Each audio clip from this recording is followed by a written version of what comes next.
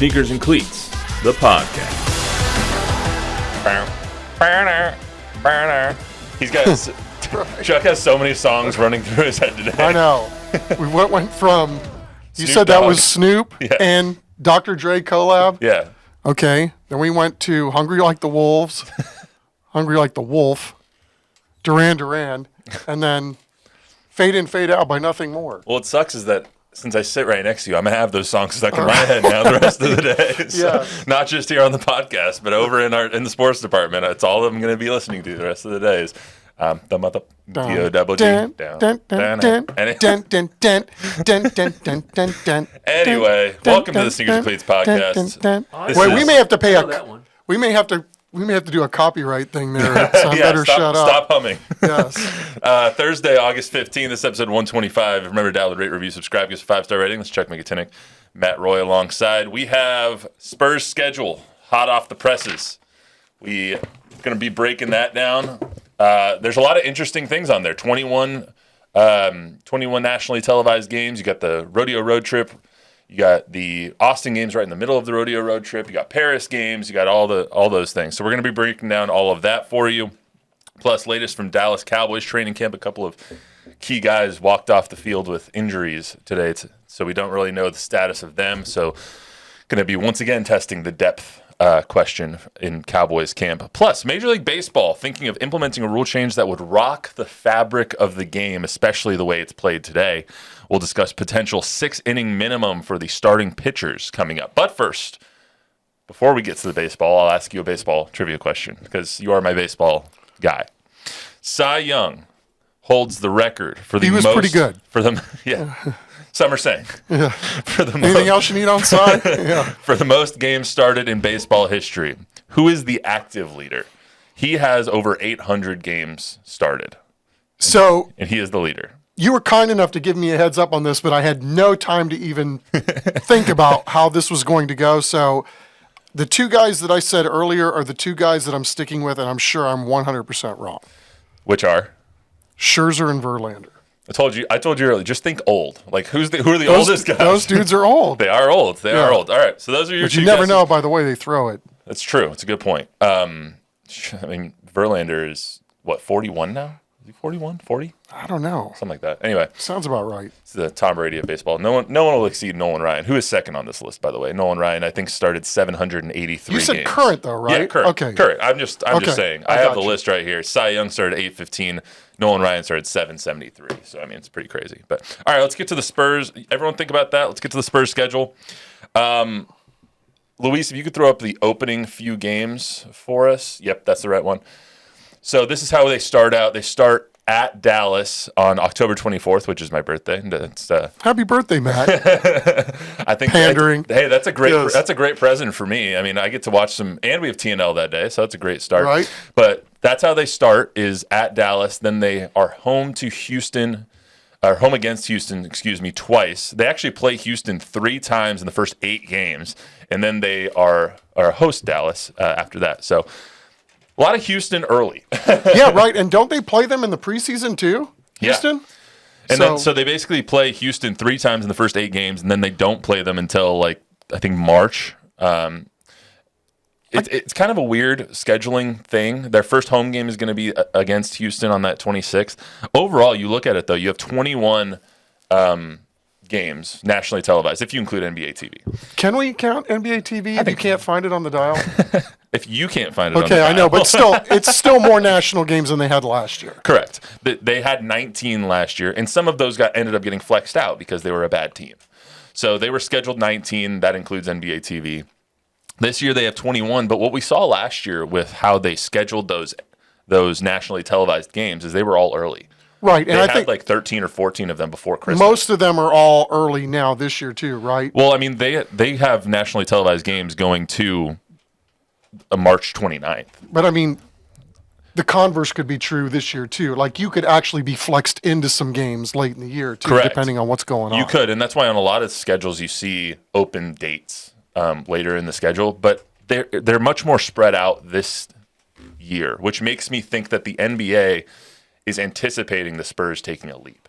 I would think so. I mean, I think that's fair to argue too. I mean, you would think, especially with the way they played towards the end of the year, and then, it seems like the global brand that is Victor Wembanyama would only serve these networks to have them on more. Yeah, and he's the gift that keeps on giving, right? Like that's the one X factor with the Spurs season that we really don't know. How good is he going to be? How much better is he going to be when you're thinking about, he was already Rookie of the Year and came in second Defensive Player of the Year. You saw how good he was in the Olympics, and especially in that last game. How good is he going to be this year? And I think we're going to find out really early on national TV exactly how good he is. Yeah, and I think there was some pressure on the Spurs to get better too, because you remember last year they were playing on a nationally televised game, and whoever was carrying that game had to break away from the game because the Spurs were getting trounced so bad.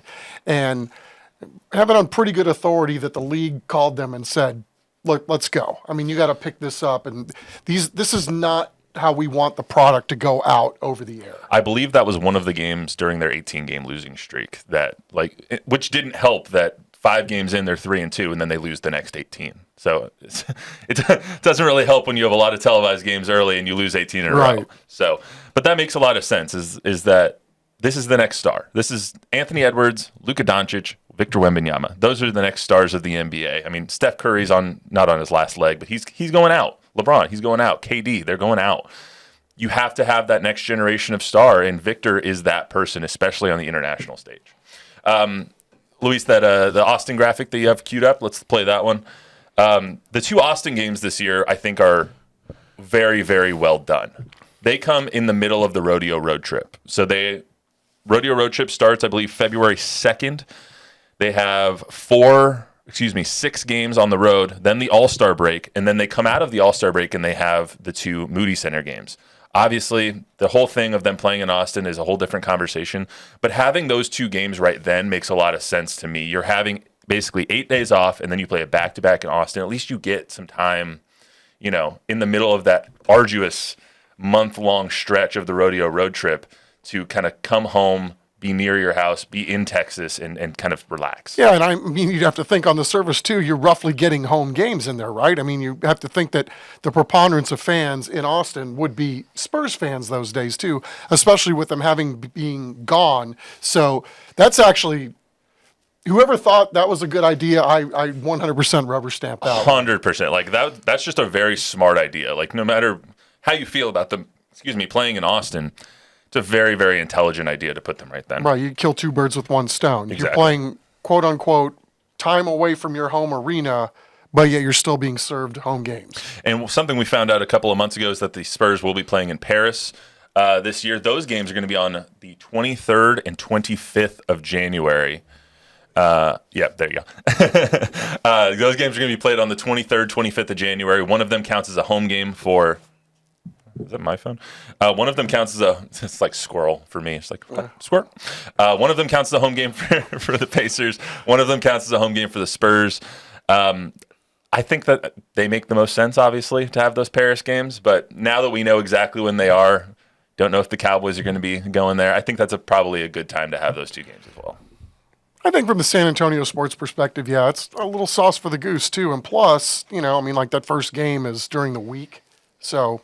it's pretty cool, and Saturday doesn't mess with Sunday football. So overall, they have 3 games, basically 3 home games that aren't at home. You know what the argument is going to be? 38 home games, you're taking away from your fans 3 games a year. Do you think that there's any problem with them playing 1 in Paris, 2 in Austin, or? No, I think it's unbelievable brand building, a chance to further your brand in your marquee players' home country for 2 games, win-win on the global market.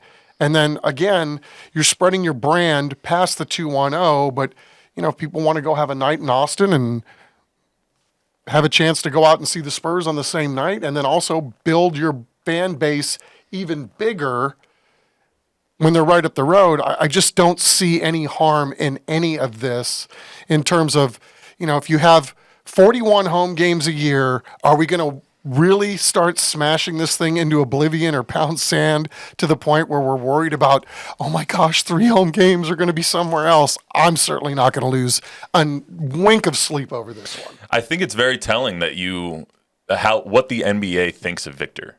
when you have all of these nationally televised games, you have them going to his home country to play games and choosing them, obviously, to play there with them. I think it's just very telling what they think Victor can be and will be, what the Spurs can be and will be. And why not? Right. I never understood the argument against like the England games when you or the Germany games or anything like that when the NFL does it. I mean, I don't understand why they're going to Brazil, but that's a whole nother issue. Why not expand across the sea and try and get more fans to watch your game? We saw in the Olympics, it's an international game. It is an international game, basketball now, and the players, the talent everywhere is growing by leaps and bounds. Why not try and get them to watch your league? Well, I mean, just this week, Sportico came out and said that the Cowboys are the first team that's over $10 billion. Look what they do with training camp every year. Mm-hmm. And even this year in Southern California, I think there's 6 teams. There's at least 5 out there training. The Raiders are out there. So this is a chance to, again, back in the early days, the Cowboys brand build by having their radio pumped into Phoenix and all of Arizona, and you're just slowly but surely spreading your brand, but you're also building a fan base with younger fans who may get exposed to your team out there. And you're talking about, the fans in Dallas are always going to be there. The fans in Texas are always going to be there. But by doing this strategery every year, again, the Spurs aren't the only ones. The NBA, certainly not the only ones that have ever thought of this kind of stuff. It's a proven thing over time that if you expose your players or your team to different areas, you got a chance to help build. If anybody disagrees out there, just throw us a comment on Facebook or YouTube or whatever, and we'll read those on the air, because I really just don't see an issue with them playing. If it was 5 games, maybe 10% of your home schedule, I'd get a little upset. It's almost 10 games. I mean, it's almost 10%, I guess, because you have 41 games at home, but still, it's like, what's the harm? Right. I mean, in this day and age, too, where everybody's on TV, I mean, if you're a kid living in San Antonio or a kid living in Austin or anywhere, and, your parents won't take you to a game or you don't get to go to a game, and you see LeBron on TV every single game, well, or he's on as much or more than anybody, then how can you blame the kid if he turns out to be a LeBron fan or a fan of whoever LeBron is playing for in that particular year? I mean, right? I mean, you've got your own stories about how your teams are all spread out. I know that's been a case with me as well. So, again, we live in a day and age where you have to kind of move the product around to try to build your business. There's also a lot of younger fans now that they aren't fans of teams, they're fans of players. Like, I know I'm a Heat fan because when I was a kid, I rooted for Shaq. Shaq got traded to the Heat. Then I fell in love with Dwayne Wade. I love Dwayne Wade. He's my favorite player of all time. And so now that's why I'm a Heat fan. That's more and more common nowadays. Like if Victor was to leave the Spurs, and please don't say that I'm saying that he's leaving the Spurs, but if he was to leave the Spurs and go to Minnesota, there's a lot of people that are Spurs fans right now that would go and be Minnesota Timberwolves fans just because of Victor. And that's just how things go now. So I think it's really smart to try and appease as many fans as possible by getting as many games in many different places as possible. And it creates novelty too. I mean, and I think that's what every business is looking for, right? You want something that's not common so that you can, make a big deal about it or get somebody interested that maybe not is interested, or even, like your team going to Paris. I mean, what's been the buzz around the newsroom? Like, who doesn't want to go to Paris to have to go cover, the Spurs? I mean, it's not just right up the road in Austin, right? I mean, there's a million reasons why this is a good thing. Besides that, you pointed out to me they have a really tough stretch at the end of the season. 20 out of 35, right? Correct. Yeah. I mean, just, that was the first thing that caught my eye, because usually my eyes are always drawn to the Rodeo Road Trip. That can be a very tough stretch. And, especially when you're not winning games. Right. When the Spurs had, Tim and Manu and Dave and Tony, they did a pretty good job of handling that and really team building during that time. And I'm not saying that the Spurs haven't team built during that time now or recently. It's just, it's harder when you haven't won. Mm-hmm. And so those teams were able to figure it out, I think, a little quickly because of how good they were and how you make that work to your benefit later in the season. this is still a very tough stretch for them, I think, in the recent years. And now, again, you add 20 of 35. That's 20 of 35 on the road. On the road to end the season. I mean, so you would think on the surface, this team is going to have to get off to a much better start than it did a year ago, if it has designs on at least being a play-in team. I would argue that it's hard to get off to a worse start. I think that's fair. It's pretty impossible, seeing as that they started 3-20. If they start 2-21 this season, I'm not watching a game the rest of the year. Write that down. No, there's no. I don't think there's no chance of that happening. To that point, though, they end their season with 5 of 7 games on the road, and it's not cupcakes. It's at Denver, then you're home to Cleveland, at Portland, at Clippers, at Golden State, at Phoenix, and then home to Toronto. Like, there's no cupcakes right there. No. Toronto's going to be a better team. Portland's going to be a little bit better of a team. We don't know what the Clippers are going to be, but Golden State is still Golden State. Phoenix and Denver are two of the best teams in the West. Right, and those are still road games. But let's just hope, for the sake of beyond hope, that those games actually mean something at the end of the year, right? Not other than just trying to win more games than you won last year, like it was this year down the Playing stretch. against Golden State, playing against the Clippers, those could be potential foes when you're battling for a play-in spot. So one of those 7, 8, 9, 10 seeds. So they definitely shaped it up to have drama if the Spurs can do what they think the Spurs can do. So anything else regarding the schedule before we move on to the Cowboys? Nope. It's hard to get excited for me personally when it feels like we're just in the throes of football season starting. So, again, I just look forward to seeing how it all plays out when it all plays out. When does it start? Late October? October 24th. Bob? I guess it'll be here before you know it. Right. Crickets in the comment section. Damn, come on, guys. Hey, what about you? It's football season. What do I think of the schedule? Yeah. Did you look over it? It's obvious that the Spurs are moving to Austin, right? Because they're playing in Austin. Shut up. All right, we're not talking anymore. All right, we're going to move on to the Cowboys. So the Cowboys had another injury, unfortunately, this week to their tackle situation. So they already lost Chuma Edoga, who we talked about on Monday. They also lost Earl Bostic with an ankle injury. Don't know the severity of that one quite yet, but it's another question of what the depth is going to be, especially at that position. They signed Cole Cabral, ASU legend, forks up, from the Michigan Barnstormers. Is that the UFL team? Whatever it is. Showboats? Michigan Panthers. Yeah, that one.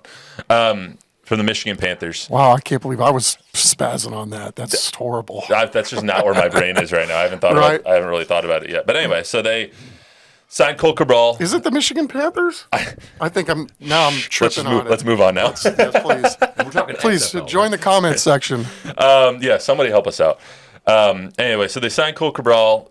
How concerned should they be with the depth? Because then today we saw Brandon Cooks go down with an apparent upper body injury. You saw Donovan Wilson go down. He's back on the field, but he went down with an injury a little bit during camp today. So how concerned are you with the depth of this team? Well, it's hard for me to get too excited this part of training camp, but I'll take my cues from the team. And they've already made a trade to get another defensive lineman in. They got the Phillips, the veteran player. And again, sneaky little pickup, a guy with 20 career sacks and, a plugger. And, a guy doesn't have a 10-year career for no reason. So right. he's probably going to be, the Texans have done a really good job of picking up that kind of player during the offseason. So 6'6", 330 is what he weighs in. So, I think they're starting to get to the point where, there's still some time to pivot out of where they're at to try to build the back end of their roster. And I think with the movement that we've seen the last couple of days, they are starting to get concerned that this at some point, it's not quite where San Francisco is in terms of the injuries, but, you want to try to stay ahead of this kind of stuff as much as you can. And, kudos for the Cowboys for being proactive. That's not something we've associated with them very often. Speaking of not being proactive, Stephen Jones today had a comment on Dak and CeeDee's contracts on their YouTube page. So this is what he said regarding the contract talks ongoing. They're evolving. I know everybody likes them to be done immediately. As I said, it's a challenge for us in terms of working 3 of the better football players in this league, trying to get them in a situation where they're happy about it, works well for us. We'll continue to work. Pencils are up. We're working hard at it. Hopefully, we'll continue to make some progress and get one or two of these guys done. Obviously, those one or two guys would be CeeDee and Dak and not Micah. I look around the league and I see people getting this stuff done.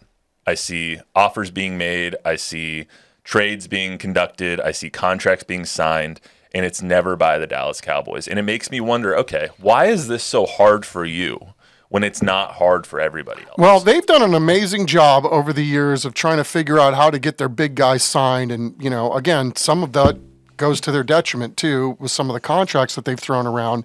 However, this is simply a case of you've already paid Dak. You've already paid DeMarcus Lawrence. You had some other bad contracts that are still probably eating away at your salary cap. So a lot of this simply is they've already spent some of this money, and there is a ceiling called the salary cap. And I would imagine it's really difficult because all of these deals that they've made up to this point, and I don't know that there are many of these deals where even in real time we were going, oh, this is a bad deal, or I wouldn't have done this.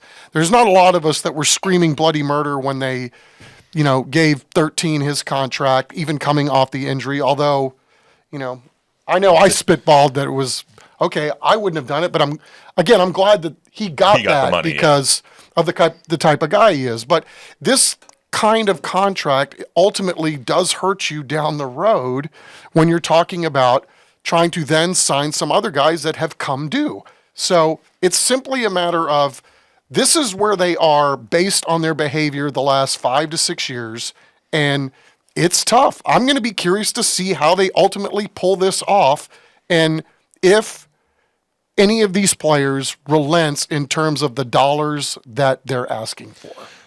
I just don't. The Cowboys are up against it again because you have the whole Brandon Ayuk situation that's playing out right now. He's going to make $32 million a year, 31, whatever the offer is right now. I think New England offered him 32, and he didn't want to go to New England. But he's going to get 32, and that means that CeeDee has a very justifiable case to be like, I'm way better than him. Also, BA Forks Up, another ASU alum. Played with Cole Cabral, just saying.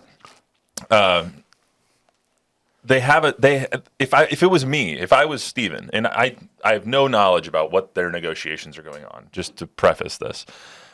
If I was Steven and Jerry Jones, I would say Brandon Ayuk's going to get signed. He's probably going to drive up the price even more. I would have looked at this before and be like, okay, I need to get this done now. What is he asking for? Is it really worth fighting over $1 million, or maybe, I don't know if they're fighting over years, but is it worth fighting over the money at this point when you're just getting raked through the coals? Sure, but is that trade still on the table? Potential of him playing somewhere else? The rumor was that that Pittsburgh and the Niners have a deal in place. So, that ultimately, and I know nobody wants to talk about that, but if nobody budges and we still have Micah and CeeDee and then Dak wanting his second big bag, maybe it's going to be impossible to pay all three of those guys the way they want to get paid. And then at some point, you may have to consider what the 49ers are doing too. And the other side of that is for Ayuk is that there are other really talented players on that offense. How much of what he gets is because your running back is so good, because your tight end is elite. They've got other receivers that can go catch the ball. Debo, obviously. So, yes. So, again, that's up for other teams to decide how they're going to, they're going to pair this, or for the player to decide how that's going to all work out. But again, if all three of these guys want their bag, I don't know that the Cowboys are going to be able to do it. There's only so many dollars under the salary cap. But you can also see how untalented this team is besides CeeDee on offense. Like, he had 180 some odd targets last year. Who are you throwing those to? Jalen Tolbert? Like, he's not at that caliber of player. Brandon Cooks is not that caliber of player. Plus, Brandon Cooks is going to get hurt at some point this season. We know that from his past history. So you're going to be without him. And he's an older player. Yep. Who are you throwing the ball to? Kevontae Turpin at this point? You need CeeDee on this team. I am in favor of not paying receivers because I think that they grow on trees a little bit. If he was going to play this season and you could replace him next season, then that would be what I would do. But at this point, you don't have the resources to replace him because you didn't draft anybody to replace him. You don't have those young guys coming up to replace him. It's not like in Denver, just for example, they traded Jerry Jeudy because they have Marvin Mims and they really like him. That's not the situation you're in. He has you bent over a barrel, just like Dak has you bent over a barrel. Again, I mean, this is a lot. This conversation's probably a lot broader or bigger than my eyes are able to take in at this point because, again, I hate to bring up the Packers. When they got rid of 17, everybody thought that was the end of the world. And then look what happens. You got a bunch of nobodies for the first 7-8 weeks of the season. And now there's an argument who's the number one because they've got so many guys that can go catch the football as proven through the last half of their season. So Christian Watson needs to stay healthy and he'll be the number one. Dobbs is pretty That's darn true. elite. It's a Yeah. Good point. It's a good point. All right, let's get to the trivia answer before we get to baseball real quick. So you're sticking with Verlander and Scherzer or Scherzer. Yeah. Give me one of them. Verlander. All right. So again, the question is: Cy Young holds the record for the most games started in baseball history. Who is the active leader? The active leader is Zach Greinke. He's still pitching? He's still pitching. I didn't realize he was He's still hurt. He's hurt right now. Okay. Wow. Yeah, Okay. Well, that makes sense. Do you want to guess how high on this list he is? Like He's probably pretty significant. Like he's 34th. Isn't that crazy that the active pitcher that with the most starts in Major League history is 34th on this list? Wow. Well, Scherzer- times have changed. Scherzer is the third highest active player. Where's by the way. Verlander's nowhere near? Verlander is second. Verlander is 43rd on this list. But the top 10 is all the names you would suspect. It's Cy Young, Nolan Ryan, Don Sutton, Greg Maddux, Phil Niekro, Steve Carlton, Roger Clemens, Tommy John, Gaylord Perry, and Pud Calvin. I'm kicking Pud myself Calvin. now with Greinke, but I still would have put the other two guys ahead, if I'm being honest. I mean, Greinke. Sneaky. Cranky Greinke. That was a sneaky question there, Matthew. Sneaky Matt Roy. That's what I do. Yeah. So I wanted to ask that because the Major League Baseball is in the very early stages of considering rule changes, just like they did a couple years ago. This one, on the surface, makes you think it's not a good idea, and then you read a little bit more about it, and it makes a little bit more sense. Essentially, it would include the rule changes would include a minimum 6 innings for pitchers, starting pitchers. There would be 3 exceptions. He throws 100 pitches. He gives up 4 or more earned runs. I think you should make that runs just in general because, just for example, last night, I think the Rockies pitcher threw 50 pitches in the first inning because he had 3 errors in the first inning by his defense. So he ended up throwing 50, and they took him out because of that. Well done by the Stones defense, yeah, exactly. I could tell. Yeah. Or he gets injured, and those are the 3 exceptions. And on the surface, when you have so many Tommy John surgeries and so many blown elbows right now, it seems like a bad idea. I'm with you. On the surface, it sounds like a horrible idea. I mean, I get what baseball's trying to do, They're trying to bring back the preeminent starting pitcher. Yeah, it's just, again, then the Players Association, I don't know if they have any say anymore on these kinds of things, but that would mean fewer jobs probably for bullpen guys. And, that kind of thing is hard to legislate, it would seem. If you got a guy that you think has arm soreness and, maybe you have him out there for an inning or two. He's just trying to, pitch off the soreness. But then, what does that lead to if a guy is extended into 6 innings because he's pitching pretty well through the soreness? I just don't know that you can measure that, given to what you said, the massive amount of arm injuries that are happening at every single level. They had a lot of ESPN did this article, and that's kind of where I saw everything today. I think it was Jesse Rogers from ESPN. And he talked to a lot of GMs and whatnot around the league, and they basically said it would cause pitchers to pitch differently. Like we've seen this maximized velocity throughout the league. You're throwing 100, 103, 104 if you can, and it's really less on location and more on stuff, or less on efficiency and more on how good your fastball is. They were talking about if this was to happen, then you need to get through 6 innings. You can't be throwing 104, 105 miles an hour anymore. But that's a hard genie to put back in a bottle.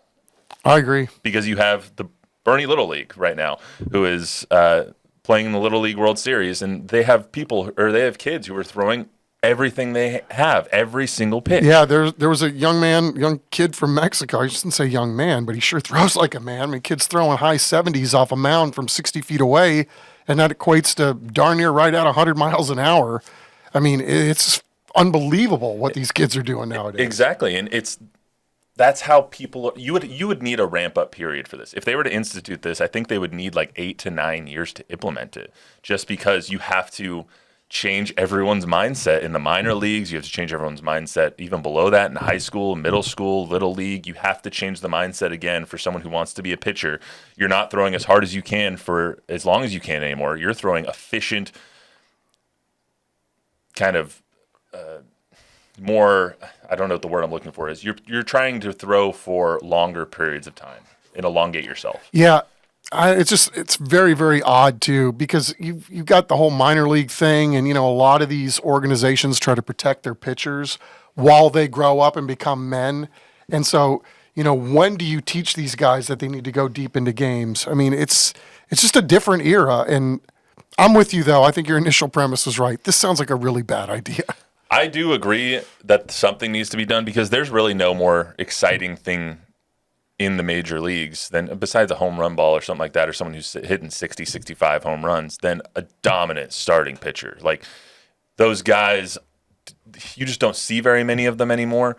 But to have someone is going to take the bump every fifth day and throw an 8 innings, a complete game, a no-hitter, like that's just so exciting to me as a baseball fan. I want to see those starting pitchers instead of the openers that we see right now throwing 1 inning and then giving it to the bullpen. Like I don't want to see that. I want to see my guy against your guy. I want to see Shohei Ohtani against Tariq Skubal 4 times in a game, and we're just not getting that right now. And it's smart for them to try and bring it back. I just don't know if that's the solution for it. I'm with you. All right, Bob, do you have anything to say before we leave? I miss Gaylord Perry. I do too. What a great pitcher he was, and the old spitball thing, and he used to freak batters out all the time. That guy was a character, man. He really was. And he was here in San Antonio. God, I don't know how many years ago that was. They had a major league alumni thing for the troops, and it was really, really cool. He was there, and really good with kids, and just one of the greatest characters in probably baseball history, right? I mean, the name, who he was, how he went about his business. When you hear Gaylord Perry, it brings a smile to your face. Speaking of spitballs, did you guys see that the Hawk Tua girl threw out the opening pitch today? Oh, nice! No, I didn't, but... She did. She threw out the opening pitch. She threw a Hawk Tua, huh? I watched it. I want to know if she spit on that thing before she threw it. Anyway, I hope they're not Load them up. I hope they're not listening up in the newsroom right now. Anyway, that's all we got for you today on the Sneakers and Cleats podcast. Remember to download, rate, review, subscribe. Give us a 5-star rating. Tell a friend, tell an enemy. We'll be back on Monday. It'll be just Chuckster and I, because Don is not going to be here on Monday. So we will see you then.